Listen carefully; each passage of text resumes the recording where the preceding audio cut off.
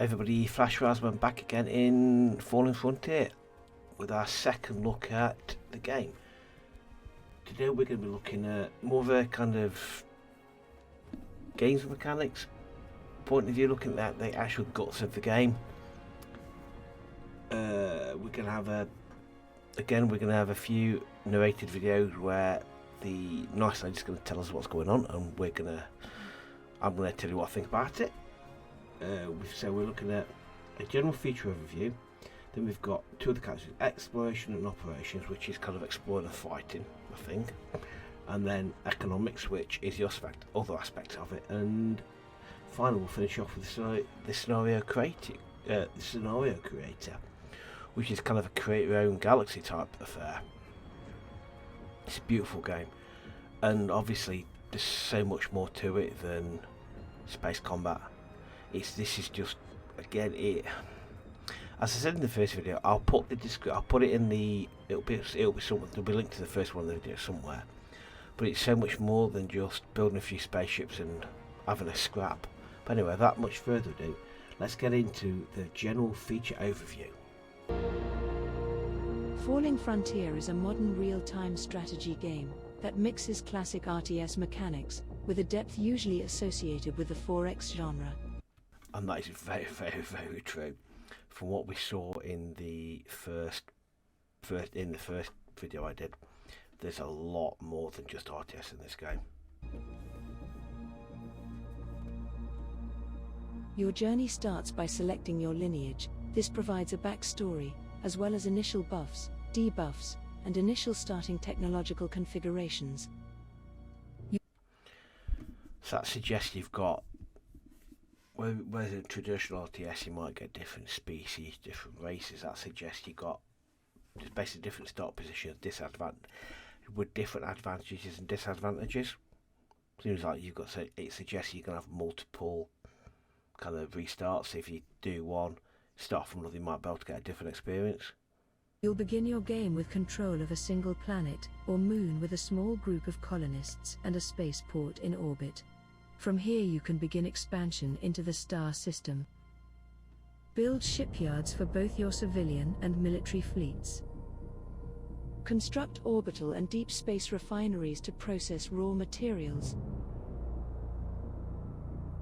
Position refueling stations in strategic locations to provide a gateway to the surrounding planetary bodies. Create a network of supply depots. So already in that clip, again, I'll link the first video somewhere in the video somewhere. It'll be there somewhere. When we looked at the first set of footage we looked at, I said that really badly. I know I did. But when we looked at the footage from the earlier video, we established that you're not just dealing with the big overview with you've got X space fleet's going to attack X planet, off you go. You've got all the identity of the individual planet where you've got the individual colony with the individual planet. You've got to make sure that's working. So it's a game that's on very, very many levels. You've got the macro kind of economics, the macro kind of overview of everything, where you've got to look at if we look at, for example, what we're looking at is Duresh and Doom and Corvette, how they all relate to each other, but then you've got the individual, actually what Corvette's actually doing itself. So it's a lot more than just an RTS. It is so much more. There's so much 4X in this game. To transfer physicalized resources to where they are needed most. Whether that be a spaceport, shipyard or a front-lying supply station, supporting the war effort. Carry out research to unlock ship chassis and use the robust ship designer system to upgrade existing ship templates or to modify individual units to suit a specific combat purpose.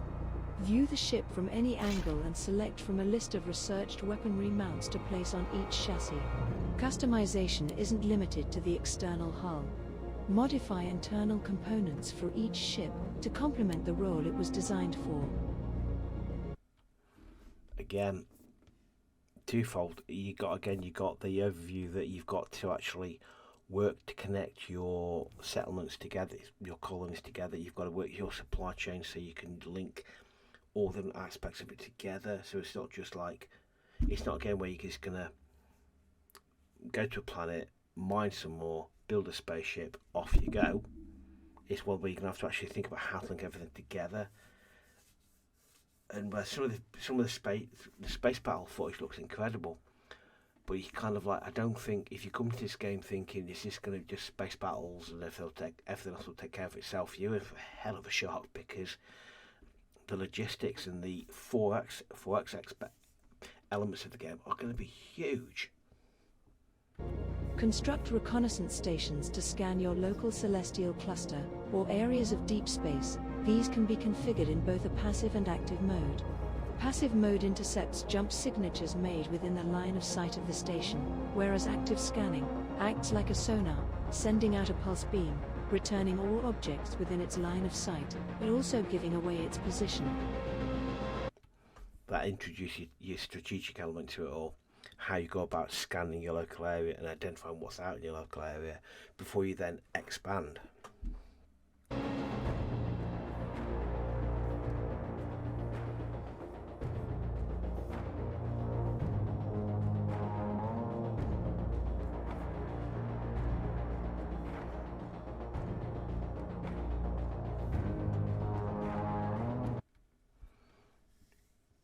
Again, it's, you look at this map, basic classic, you've got the core, the maw, the rim. It's almost kind of the different levels of the game where you're going to get your space battles, but before you get to your space battles, you're going to have an underpinning economy to support it, to allow the fact that you might have 10 spaceships are going to go off into battle, 4 of them are going to get annihilated, or you might have a supply convoy going from planet A to planet B. It's going to be so much more of a foot. It's not just going to be a space battle sim. It ain't going to be that. It's going to be so much more to it. It's going to be, it promises to be such a good game. It promises to be like almost your 4X with your space battles on top. It's almost like if you've played Total War gives you kind of that hint of kind of logistic stuff, but then it's kind of overlaying battles on top. What this will give you, this is like taking, I don't know, Galactic Civilization and then putting a battle sim on top of it. Maybe I'm wrong, but it's almost like what it feels like. It's taking your classic 4X game, but it's putting on top of it an amazing battle simulator to fight the battles. But it's more than that, because then you've got, as we touched on in the first video, how important is crew and experience and people are. How important it is that if you've got experienced crew, you don't lose them. Because if you lose experienced crew, fine, you can replace the ship, but you can't replace the experienced crew. So it adds that more. It almost has an RPG element to it, because you can increase the skill of your crew through research and training. So they become more important. So it becomes a lot more than just mine X to build A to destroy C. Let's move on to the next more detailed look, which is going to be exploration and operation. Exploration in Falling Frontier changes as the player invests in technology. In the early game, every spaceport has access to 3 exploration probes. These probes can be sent anywhere within the line of sight of the station and within a specific upgradable range. Line of sight is going to be so important in this game. If they can't see you, they can't get you. It's like, yeah, line of sight is one of these things in this game that's going to be massively important. The life of a probe is simple, but its implications could impact the player dramatically. Probes travel along a path. Once they arrive at their destination, they will perform a scan. Objects that are returned are then presented as radar pings within the military UI.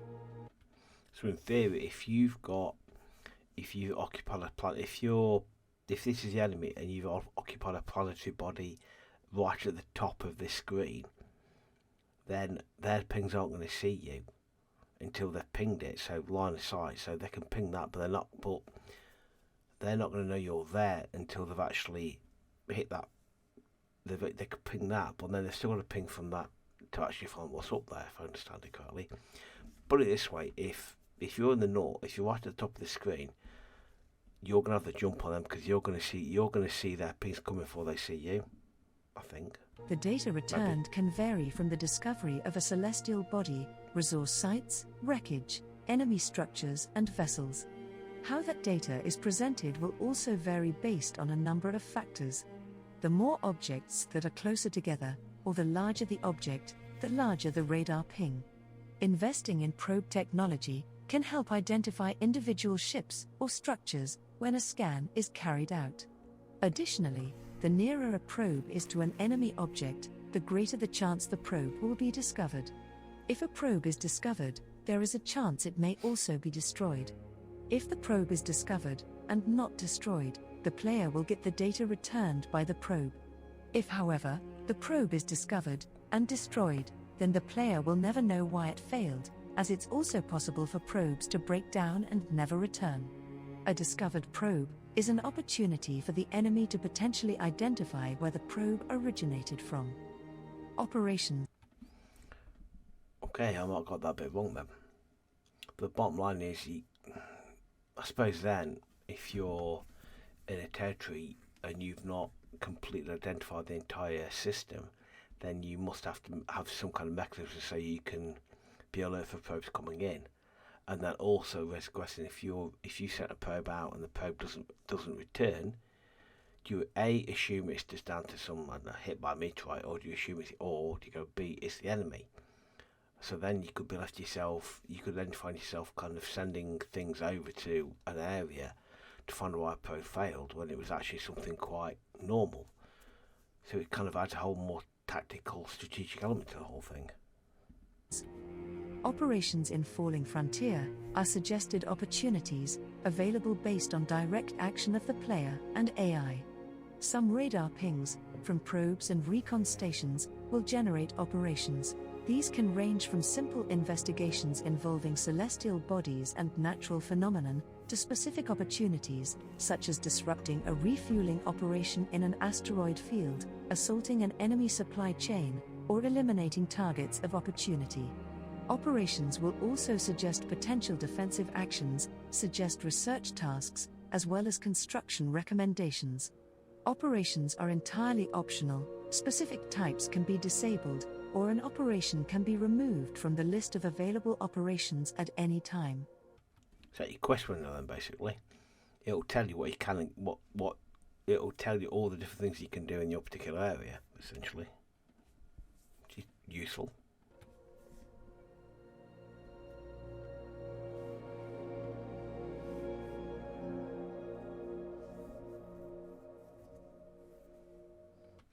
So as you open up more of a star system or of a star system, the more things you're going to find. For example, look at this one. There's an awful lot of red pings in the top corner here, and then as the other probe, as you're probably in the middle, starts to pop things, you might find yourself in an enemy-held star system heavily outnumbered.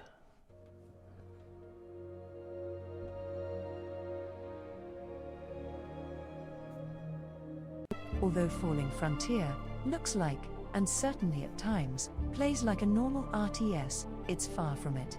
It utilizes a unique resourcing system that physicalizes the acquisition and usage of resources throughout the game world.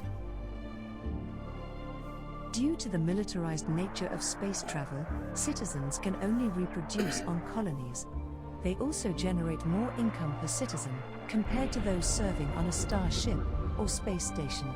Citizens in space receive a tax cut due to the hazardous conditions of working in space. The spaceport in orbit acts as a gateway to the colony beneath. Citizens can be transferred between the colony and the spaceport at any time. The spaceport is a logistical hub structure and major chain in any logistical framework. In the early game, mining ships return mined ore and fuel to the spaceport to be either used for construction in orbit. I think several points there is that, yeah, this is not just a battle sim.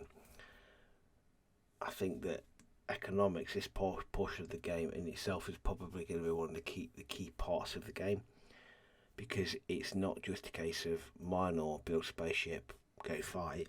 As I said earlier, it's about building a whole supply network. It's bringing in your 4X kind of supply chain type mechanism into a highly visualized game where you've got to ensure that if you're gathering resource B in settlement A, but settlement C needs it, then you've got to build a supply chain, logistics chain to get it from A to B. And so then to make sure that all your different colonies are connected in your supply chain to ensure that all the resources you've got are getting spread out where they're needed. But as a consequence, then you probably have to of actually having to defend those supply chains. But most importantly, I touched on this in the last video, is that most of that conversation about civilians, how important civilians are, and how you can only you can only expand your civilization, your number of civilians, by being on colonies. But at the same time, you've got to make sure you've got them on spaceships because you're your crew. And then, but doing that, then you're reducing the potential for a bigger population on land, on the planets. So in other games where you can go, I want to spawn a new colony, therefore I'm going to take all my civilians out and dump them there. And games like Civilization warn you, you're going to be hurting your city if you take all out this population into a settlers group, for example. You do it anyway. In this game, it's really going to affect you, because if you strip too many civilians out of a colony, you're going to restrict the childbirth rates you're going to get. And it adds so much more to it than just gather ore B from planet B and move to planet C. Distribution to other orbital structures for consumption, or to be sent to other spaceports or supply depots.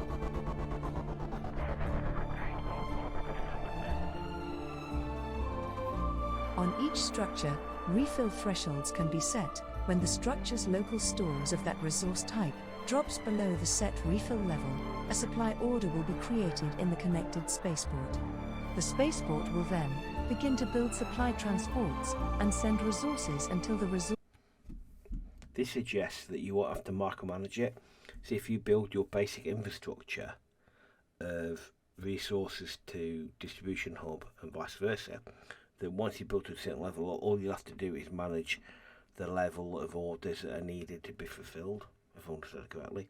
Therefore, while you'll still have to build it, still have to manage it, still have to probably guard it, you can then get to a point you can automate it to some degree, so that it's not going to be completely kind of spend your life ensuring that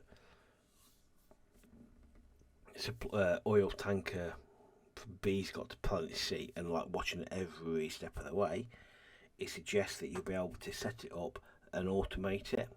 You'll probably have to kind of manage it to some degree in terms of the levels, as you saw on the sliding dialer. But yeah, like I said, it kind of suggests you're going to get some kind of that kind of in-depth logistical management, but it's not going to be kind of like supply chain manager.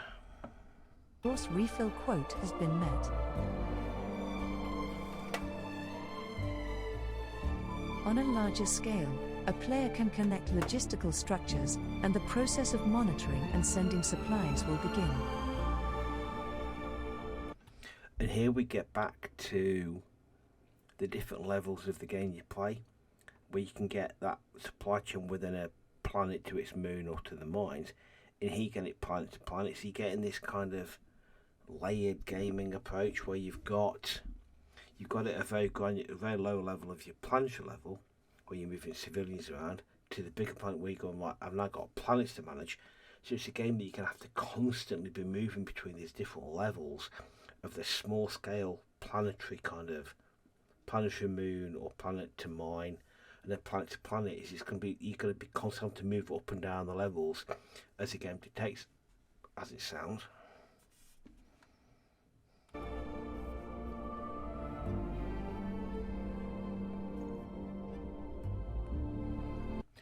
One thing that struck me through all of these, and I've been sent a daft amount of hours of footage for the game, is how beautifully simple the interface is.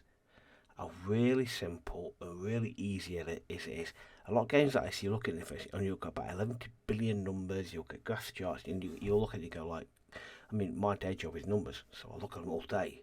But even I sometimes you look at screen, you'll get about 11 billion different tables. You go, I have got no idea what's going on. But here, it looks just beautifully simple. But it looks simple. It looks. You don't have a lot of screen. You don't have a lot of menus to pick from. So you get the impression that they'll all do one particular thing. You don't have a lot to think about. So therefore, you're not having to kind of take a master's in logistics or master's in data management to understand what's going on. It comes across as being really, really simple and really easy. It's probably there is going to be some complexity to it, but looking at the videos I've looked at, and I've looked at them a lot, it does come across as being a game that's going to be. It's going to be a learning curve. There are always games like this, but it looks as if it's not going to be like walking up a massively steep hill. It looks like it's going to be something that you can get into. It's not going to be massively complex for you to learn. I hope I'm right on that. But it does look, the interface does look easy to get your head around. The only primary resource that isn't included in the automated process are citizens. Due to their immense value, a supply order must be created manually and placed in a backlog to be fulfilled. Unlike other RTSs, the top resource panel displays the resources of the logistical structure the player's mouse is closest to. Just like today, money or credits. Two things there. Getting citizens, massively important. Therefore, it suggests if you really want to hurt somebody, you hurt the enemy in this game, you go after the civilians and kind of choke off the distribution of civilians across their empire. And B, also, the whole supply depot stats are only relevant to who you are, you're closest to. Which I do like the idea of that if you're next to Covette, and Covette's great, fantastic, great. But Doom might be struggling, but you're only looking at what's happening there. I'd like to hope there was a grand overview so you could basically go, right, what are the supply orders across my entire empire? And I get it like that, because it'd be good. I would still want that kind of overview. So if I want to take an overview, if I'm looking at rebuilding my supply networks, I want to know who's struggling and who's not struggling, and where they are and why.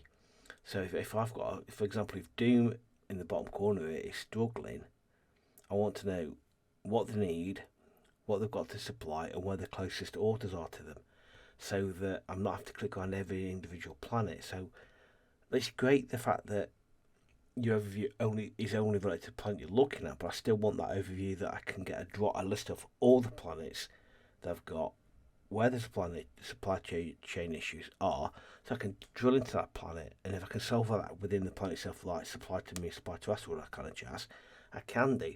But I still want to be able to see a complete overview of everything, where everybody is. In Falling Frontier has moved into the digital space and can be accessed from anywhere in the star system.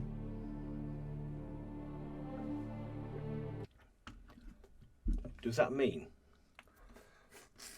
if I understand that correctly, that if I've got planet A's got X amount of ore and I want it in planet C, I can just transfer it digitally? I'm understanding that correctly? That sounds a bit odd, really. But, yeah, that I've listened to this quite a lot, but I've listened to that a couple of times. I'm not entirely sure what they mean. That everything's available in the digital age. Does that mean that it's like a global warehouse? Which I'm not kind of particularly massive fan of, because I don't know, it's one of them things. If I've got like a metric ton of ore in planet B, you can't digitally transfer that to planet C. I don't care how good your internet is. You can't digitally transfer ore from one to the other. If it's there or not there, you can't digitally transfer it. But anyway, yeah, so that kind of like, I get the global age thing. Is that just money? But I don't want an empire-wide global warehouse, because it just doesn't feel like a game like this. But I might have completely misunderstood it. If I have, put it in the comments. Tell me what you think.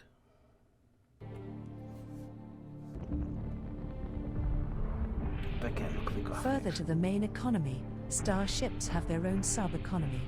This consists of the previously mentioned citizen resource, as well as operational requirements, such as food, munitions and fuel. Citizens form the backbone of your crew and can be converted into officers to Again, 2 points there. You've got another microeconomy within the ship itself, so it adds an even lower level to the economy. So you've even got even more to think about. From you've got the ship economy in terms of supplies, to the planet economy and its surrounding moons, to the system economy, to its surrounding planets and moons, and to the overall galactic empire-wide colony. Empire's probably the wrong word. And then you also back to the crew, back to your civilians. We learned on the first video that if you don't look after your civilians or your space crew, then bad things can happen, and it's even emphasised even more. You get an impression within the game, amongst absolutely the key fundamental thing to look after is your civilians. Command your ships. Officers can undergo additional training to enhance a ship's statistics. Again, whether it's as in-depth of just going Officer B from Ship B, do this course, or whether it's more kind of, you get into RPG that you've got named officer on Ship B is now really important. Because we also learned you can move crew between ships, so therefore, if you've got a massively experienced crew on a ship here and you've got a whole flotilla, you could break that crew up amongst other ships and maybe boost the experience of other crews, and they gain more experienced crews across everywhere. So I'm intrigued to know how it works if you've got experienced crew of a ship and you break that experienced crew up, which in itself could be a risk. Could you then boost the experience of the rest of your fleet because of the fact that your number one best performing ship's crew are now kind of one or two have moved elsewhere? You know, it's just one of the things. It's kind of, they talk about experience and about the importance of experienced crew and how important it. And in the last video, we learned that experienced crew getting captured could be catastrophically bad. But then at the same time, if you've got experienced crew and you put an experienced captain in an experienced crew, does that mean that inexperienced crew levels up faster? And can you therefore then gain a very experienced fleet quicker because your experienced crew is basically a training ship? It's just, it's come down twice. It's kind of one of the things you kind of think to yourself, is that going to be a feature? Because it talks about citizens and how important they are and how their experience is important. So maybe is that something you can farm out amongst other members of your fleet? Sorry, I thought. And abilities. Sorry.